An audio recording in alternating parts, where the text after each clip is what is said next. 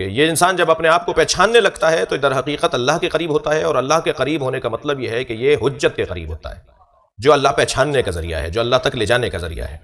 اور وہ حجت وہ جو خود وجود اللہ کی معرفت کا ذریعہ ہے، جس کے لیے حدیث کے ایک جملہ ماخوذ اور مستفاد ہے کہ یتجلی بخلقہ لخلقہ، یا یتجلی بخلقہ بخلقہ، اللہ تجلی کرتا ہے مخلوق پر مخلوق کے ذریعے، اللہ تجلی کرتا ہے، اللہ ظہور کرتا ہے، اللہ دکھائی دیتا ہے، اللہ کو سمجھا جا سکتا ہے مخلوق کے ذریعے سے، یعنی ساری کائنات اللہ کو سمجھے گی کسی مخلوق کے ذریعے۔ اب وہ مخلوق کون ہے؟ اب میری اور آپ کی قسمت کتنی بلند ہے کہ ہم جس دروازے پر بیٹھے ہیں وہی وہ مخلوق ہے جو اللہ پہچنواتی ہے۔ جوانوں کے لیے، کم سن ساتھیوں کے لیے ایک جملہ کہوں، بلکہ سب کے لیے عرض کر رہا ہوں کہ ہم جتنا شکر کریں اللہ کا کم ہے کہ ہم جس دروازے پر بیٹھے ہیں اس سے اچھا دروازہ نہیں ہے۔ دنیا کہاں بیٹھی ہے مجھے علم نہیں ہے، لیکن مجھے پتا ہے جہاں ہم بیٹھے ہیں وہاں سے جنت کا رستہ بنتا ہے، وہاں سے ترقی کی راہیں نکلتی ہیں، وہاں سے عظمت کے رستے بنائے جاتے ہیں، اور یہاں بیٹھنے والوں کی ایک عظیم قسمت یہ ہے، ایک بلندی قسمت ان کی یہ ہے کہ یہاں بیٹھنے والے سب سے بڑی دولت سے مالا مال ہوتے ہیں، اور وہ دولت ہے اطمینان کی دولت۔ وہ کون سا ذریعہ ہے جس سے یہ دولت خریدی جاتی ہے؟ دیکھیے، لوگ ہنس کر مطمئن ہونا چاہتے ہیں، ہم رو کر مطمئن ہوتے ہیں۔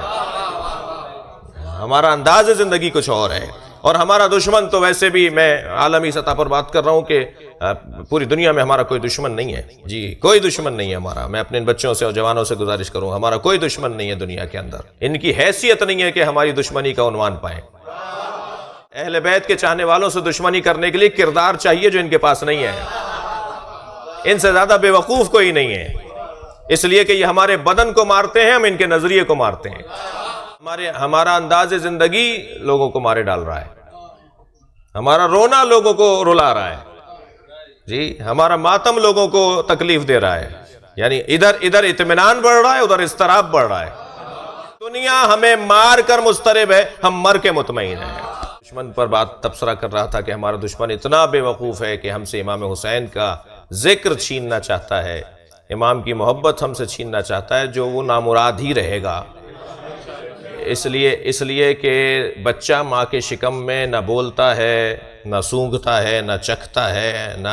لمس کرتا ہے، مس کرتا ہے، صرف ماں کے شکم میں بچے کے اندر ایک صلاحیت ہوتی ہے، اور وہ ہے سننے کی صلاحیت۔ بچہ دنیا میں آنے سے پہلے سن رہا ہوتا ہے۔ ہماری ماں جب ہمیں مجلس میں لے جاتی تھی تو ہم امام حسین کا ذکر دنیا میں آنے سے پہلے سنتے تھے۔ جو پیدا ہونے سے پہلے حسینی ہو اس سے حسینیت چھینی نہیں جا سکتے ہیں۔